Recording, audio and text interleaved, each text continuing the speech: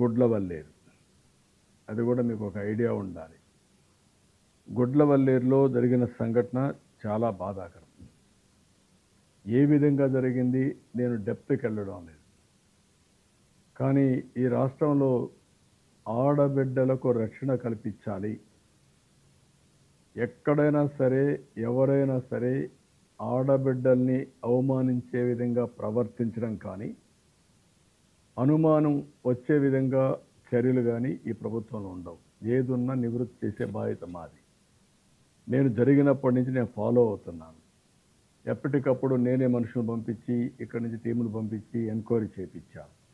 నిన్న కూడా ఒక మహిళా ఆఫీసర్ పిల్లలు ఎమోషన్లో ఉన్నారు.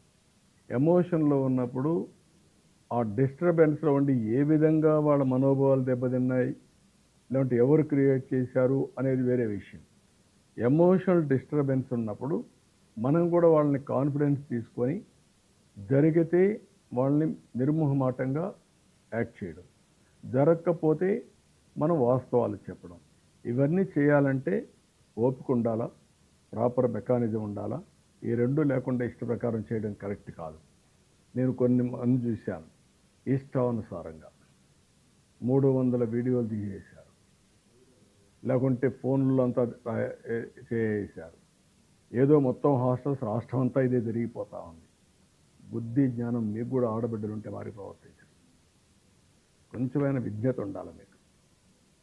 ఎక్కడైనా సరే నీ దగ్గర ఎవిడెన్స్ ఉంటే ఇవ్వాలి, మీకు తెలిస్తే చెప్పాలి.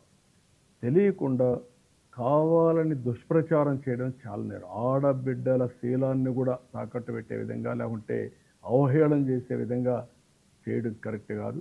దీన్ని చాలా తీవ్రంగా ఖండిస్తున్నా, గర్హిస్తున్నా, హెచ్చరిస్తున్నా. మంచిది కాదని కూడా చెప్తున్నా. దానికి ఏ విధంగా చేయాలో మేము ఆలోచిస్తాం. కానీ ఇన్సిడెంట్ కాడికి వచ్చినప్పుడు మాత్రం నేను ఎవ్వరితో కాంప్రమైజ్ కాం. ఢిల్లీలో కూడా మేము మాట్లాడాం. సిఈఆర్టీ ఉంది, కంప్యూటర్ ఇంజనీరింగ్ రెస్పాన్స్ టీమ్. సిఈఆర్టీతో మాట్లాడి అక్కడ senior scientist one mister Sharma SS, ఇంకొక విద్యాసాగర్ సైంటిస్ట్, అదే మాదిరిగా Surendra Varma another scientist, Ravichandra another scientist, వీళ్ళందరితో కలిసి ఒకరిని సిఏడిసి నుంచి కూడా centre for development of advanced computing నుంచి ఒక టెక్నికల్ పీపుల్ కూడా తీసుకుంటాం. అదే మాదిరిగా